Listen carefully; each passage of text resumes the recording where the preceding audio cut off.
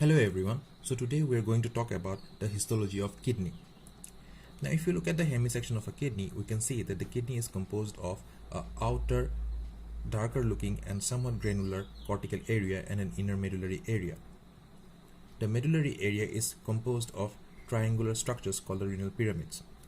The base of the pyramid is directed towards the cortical area and the apex is directed towards the pelvis. The apex of the renal pyramid is also called the renal papilla and it has the opening of the ducts of Bellini. Because of this opening, this area has a sieve-like appearance and is called the area tuberosa. The medullary area of the kidney is composed of renal pyramids, the minor calyces, the major calyces, and the renal pelvis. The cortical area consists of renal corpuscles, the convoluted tubules, and the medullary rays. Now let us talk about the microscopic structure of the kidney. So while talking about the microscopic structure of the kidney, first thing we should talk about is the nephron itself. The nephron, along with the collecting tubules and the collecting ducts, form the uriniferous tubule. The entire uriniferous tubule is epithelial in nature. Now the human kidney has got two kinds of nephrons. One is the cortical nephron and the other one is the juxtamedullary nephron. The cortical nephron and the juxtamedullary nephron are divided based upon their position of the renal corpuscles and the length of the loop of Henle.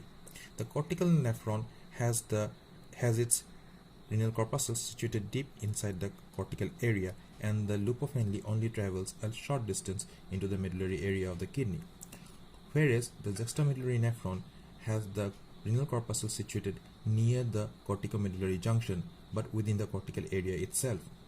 The tubular part travels deep into the medullary area of the kidney. The cortical nephron therefore is shorter compared to the juxtamedullary nephron.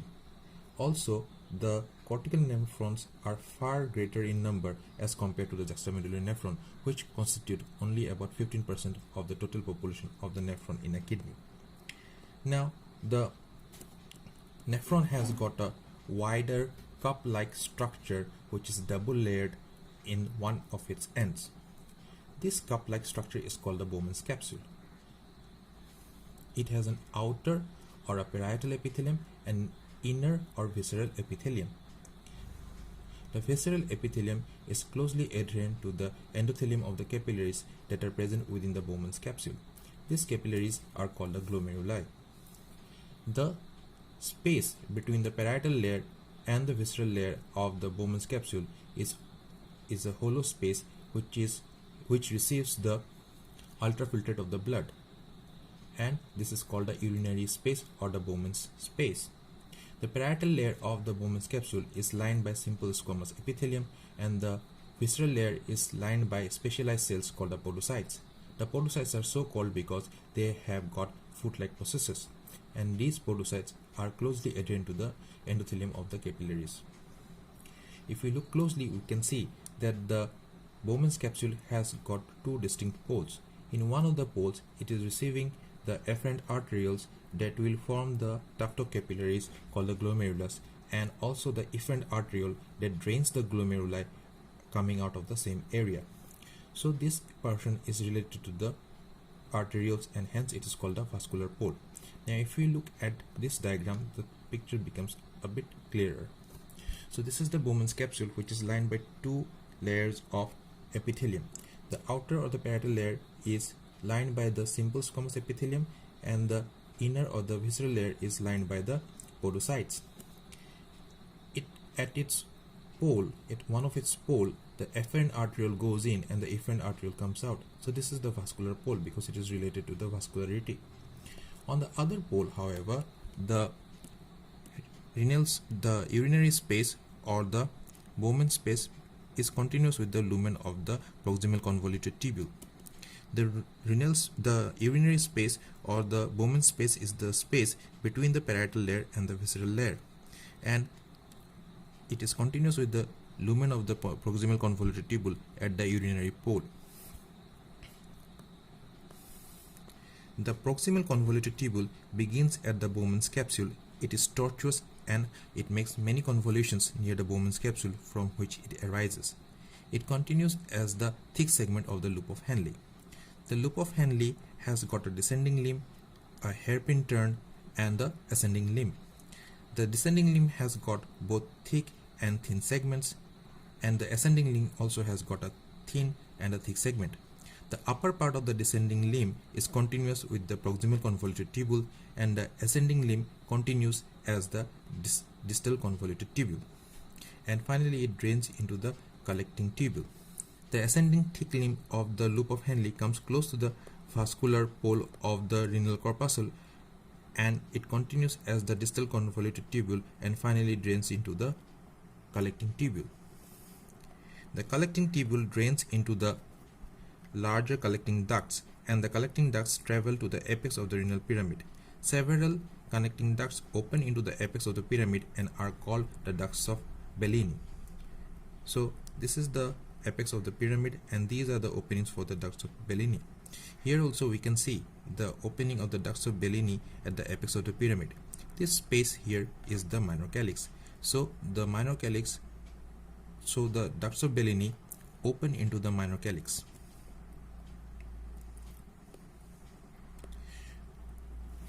We have already talked about the parietal layer and the visceral layer of the renal corpuscle or the Bowman's capsule. We have already talked about the parietal layer and the visceral layer of the Bowman's capsule. The parietal layer is lined by the simple squamous epithelium, and the visceral layer is lined by the podocytes. The podocytes are modified epithelial cells that has got food processes, and they are closely adherent to the endothelium of the tuft of capillaries that are called the glomerulus. The podocytes have got many radiating processes called the primary or the major processes. From these major processes, secondary processes come out and are called the food process or the pedicels. So if we see this photomicrograph, then we can see that this podocyte has got radiating primary or the major processes. From this primary process comes out smaller secondary processes, which are also called the pedicels or the food processes. The food processes of the neighboring podocytes interdigitate with each other. There is a narrow space between the food process called the filtration slit. This is about 20 to 40 nanometer in width. So if you look at this diagram, the concept becomes further clear. So this is one podocyte and this is the other podocyte. This is the primary process of one podocyte and this is the primary process of another podocyte. Coming out of this primary process are the secondary processes. So the secondary process of this podocyte will interdigitate with the secondary process of this podocyte. But between these two podocytes, or between the two pedicels of these two podocytes, there is a small gap, and this gap is called a filtration slit. And this filtration slit is about 20 to 40 nanometer in width. So if you look at this close-up of this particular portion, we can see the concept becoming further clear. So this is the pedicel of one podocyte and this is the pedicel of the other podocyte, and between them is the 20 to 40 nanometer width of filtration slit. The filtration slit is occupied by a thin membrane made up of a protein called nephrin and is called the filtration slit membrane or the slit membrane, or some books call it the slit diaphragm. So this is the space between the two pedicels, and this is occupied by the membrane composed of the protein called nephrin, and this is the filtration slit membrane. The protein nephrin can undergo mutation, and which may cause the congenital nephrotic syndrome. The glomerulus is composed of tufts of fenestrated capillaries that's supplied by the efferent arteriole and is drained by the efferent arteriole. The connective tissue component of the efferent arteriole does not enter the Bowman's capsule, and the normal connective tissue cells are replaced by specialized cells called the mesangial cells. So here in this diagram we can see that the efferent arterioles come in and they continue as the tuft of capillaries, and the tuft of capillaries then finally drain into a efferent arteriole and comes out of the renal corpuscles. The connective tissue of the efferent arterioles, they do not enter the Bowman's capsule. As a result, this connective tissue is replaced by specialized cells called the mesangial cells. Now the mesangial cells are of two types. One is the intraglomerular mesangial cell, which will be present inside the renal corpuscle, and the other one is the extraglomerular mesangial cell, which will be present outside the renal corpuscle. The extraglomerular mesangial cells are also called the Lacy cells. These are present near the vascular pole of the Bowman's capsule. The filtration barrier is a structure that is composed of three structures. So if you look at this diagram, we can see that this is the endothelial lining of the fenestrated endothelial lining of the capillaries. Then this is the glomerular basement membrane. The glomerular basement membrane is nothing but the fused basal lamina of the endothelium and the podocyte, which is the visceral epithelium of the Bowman's capsule. So the fenestrated endothelium of the capillaries plus the glomerular basement membrane and the filtration slit, these three structures together form the filtration barrier. Now if you look at this diagram, the concept will be further clarified. So here we have a capillary which is lined by the endothelium with fenestrations, and outside the capillary we have got the glomerular basement membrane. The capillary is tightly or closely attached with the podocytes, which is the visceral layer of the Bowman's capsule, or the visceral epithelium of the Bowman's capsule. This is the parietal epithelium of the Bowman's capsule, and it is lined by the simple squamous epithelium. And this is the urinary space. So there is blood within the capillary lumen. So this structure, the fenestrated endothelium, the glomerular basement membrane, and the slit between the two foot processes of the podocytes, these three structures form the filtration barrier. Now let us talk about the juxtaglomerular apparatus. This is an apparatus near the vascular pole of the renal corpuscle which helps in maintaining the blood pressure. It is constituted by three structures. These are the macula densa cells, the juxtaglomerular cells, and the extramesangial cells, or the extraglomerular mesangial cells. Now if we see this diagram which we have already discussed, we can see that the afferent arteriole and the efferent arteriole are closely related to the vascular pole, and the distal convoluted tubule is present in the vascular pole near the afferent and the efferent arterioles. The lining epithelium of the distal convoluted tubule is cuboidal in nature, but the portion of the distal convoluted tubule that comes in contact with the afferent arterioles, the lining epithelium in that area changes, and it gets modified into taller and thinner cells that are clumped together. These cells are called the macula densa cells. Similarly, the cells of the afferent arteriole also undergoes modifications and are called the juxtaglomerular cells. The third component of the juxtaglomerular apparatus, also known as the extraglomerular mesangial cells, are present in the gap between the afferent and the efferent arterioles. These are also called the Lacy cells. So these extraglomerular mesangial cells, the juxtaglomerular cells, and the macula densa cells together form the juxtaglomerular apparatus.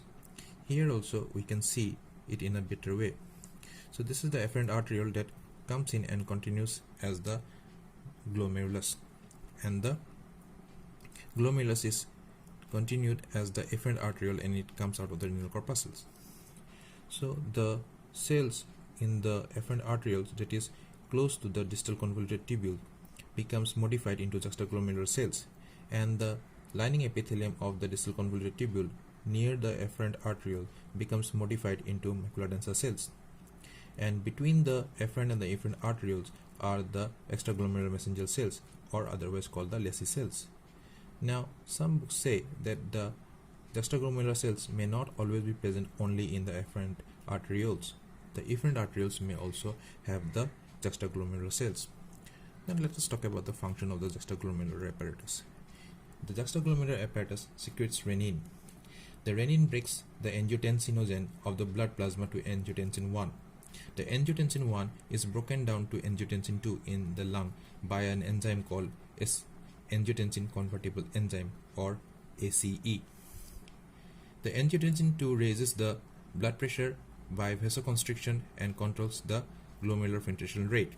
It also stimulates the synthesis and release of aldosterone, which in turn acts on the collecting ducts to increase the reabsorption of sodium and water. Thereby it increases the blood pressure further. Therefore, the juxtaglomerular apparatus regulates the blood pressure by activating the renin-angiotensin-aldosterone system. Now let us talk about the microanatomy of the collecting tubules. The proximal convoluted tubule is lined by simple cuboidal or simple columnar epithelial cells. The tubules have got small uneven lumen.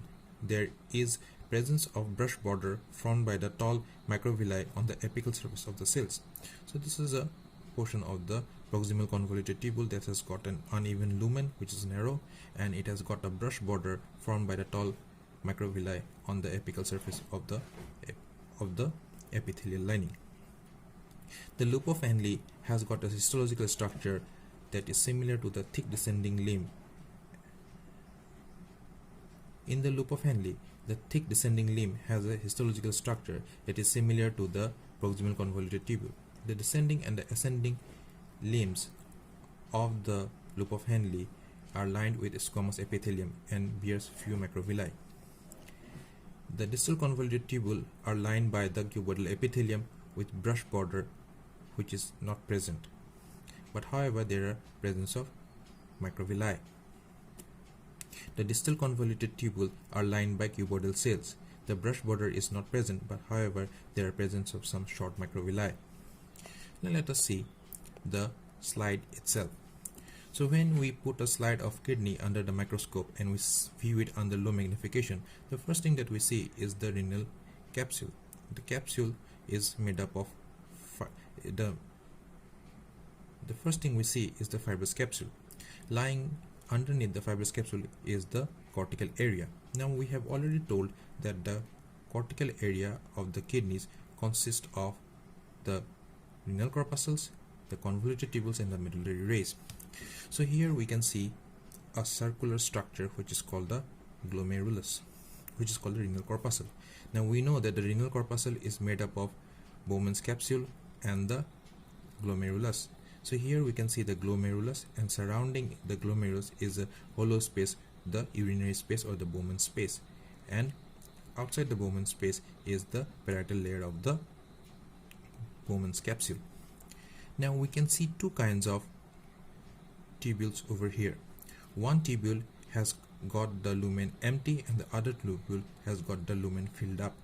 The tubules where the lumens are filled up are the proximal convoluted tubule.